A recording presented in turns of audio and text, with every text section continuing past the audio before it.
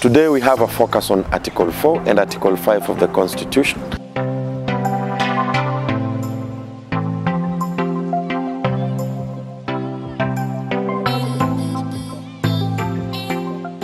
These are articles provided for at Chapter 2 of the Constitution. Chapter 4 of the Constitution states about declaration of the Republic. Now, what we are saying is Kenya is a sovereign republic. Kile tunajaribu kusema ni kuwa Kenya ina uhuru wa kuwa nchi kivyake. When we say that a country is a sovereign republic, it means that it is a supreme authority. That is a country that is capable of forming a government and having a territory. Right now, when you look at Kenya, we have a government in place that has been democratically elected, and we have territories in place. I mean, we have borders that surround this country. That is what we mean by Kenya is a sovereign republic. And of course, this one is evident from what we've seen even with other countries. Now, the Constitution has gone ahead to confirm that indeed Kenya is a sovereign republic. And of course, once a country is a sovereign republic, it can engage in treaties, it can engage in relationships with other countries. And that is what we've seen Kenya doing. This is confirmed by the fact that we have a president in charge of the Republic of Kenya. That proves our sovereignty, that people had power to even elect their own leaders as per Article 1 of the Constitution. Article 4, Sub-Article 2 of the Constitution provides that Kenya is a multi-party democratic state. Namaanisha kwamba Kenya ni nchi ambayo ina vyama vingi vya kisiasa. Tangu zile siku ambazo tulikuwa na KANU, tukaja NDP, tukaja DP, kwa sasa tuna vyama vingi vya kisiasa. And that's what I mean by multi-party democratic state. Because without that, we would still be in the single party system state.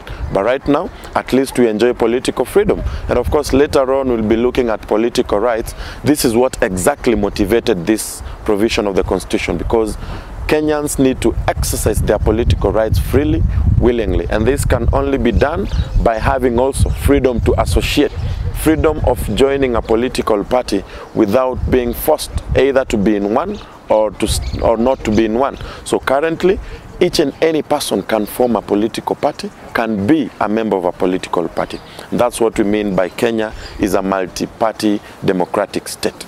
Article 4, Sub-Article 2 proceeds to state that this democratic state shall be founded on national values and principles of national governance. Now, national values and principles of national governance are found at Article 10 of the Constitution. Of course, we shall have a look at them later on in our next episodes, but allow me just to read a few of those values and principles of national governance.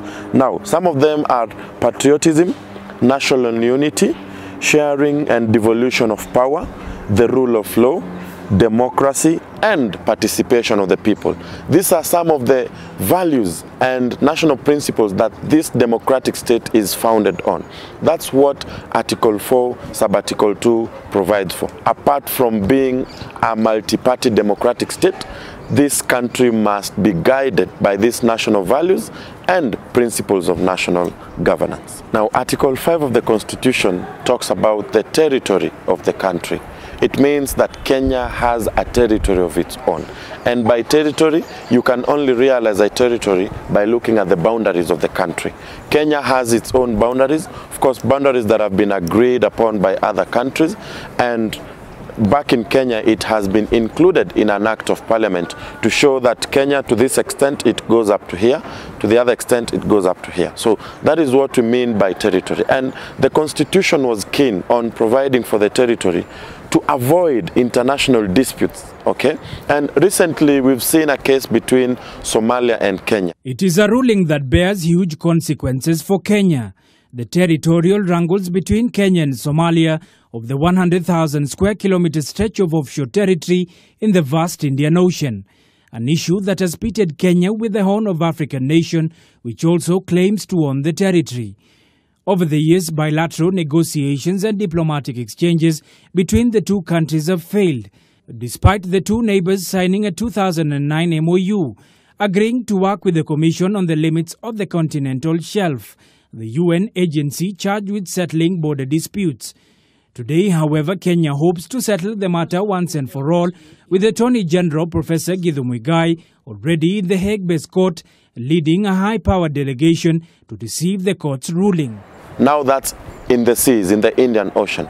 That's what we talk about territorial waters, whereby even in the sea, Kenya has its own territory. And that's why there is a dispute between Somalia and Kenya in regards to what extent does Kenya own the Indian Ocean? To what extent does Somalia own the Indian Ocean? So Kenya has a territory, both on dry land and territorial waters. So this one has been agreed upon, of course, by different countries, to the extent that, let's say in the Indian Ocean, Kenya goes up to this extent. When we come back to land, Kenya can only go to a certain extent. So it's important you do realize that this country of ours has its own territory that has been acknowledged by the Supreme Law, the Constitution of Kenya. And without a territory, we wouldn't be a peaceful country, because we would be having disputes with other countries, including internal disputes. Because when you talk about a territory, that is what gives us the internal sense of belonging. Because at least we can tell, to this extent, this is the coast region. To this other extent, this is the eastern region. To this other extent, this is the northeastern region. So territory is very important when we want to ensure peace in this country and ensure that all the processes, all the government agencies function as they are required. So for today, we go home with the fact that we can declare Kenya as a republic. Kenya is a sovereign republic.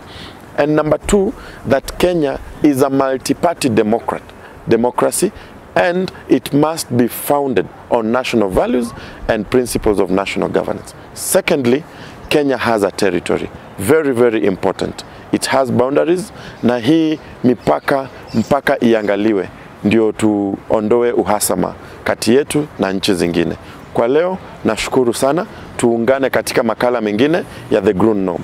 As always, please make it a norm to watch The Grown Norm. Thank you.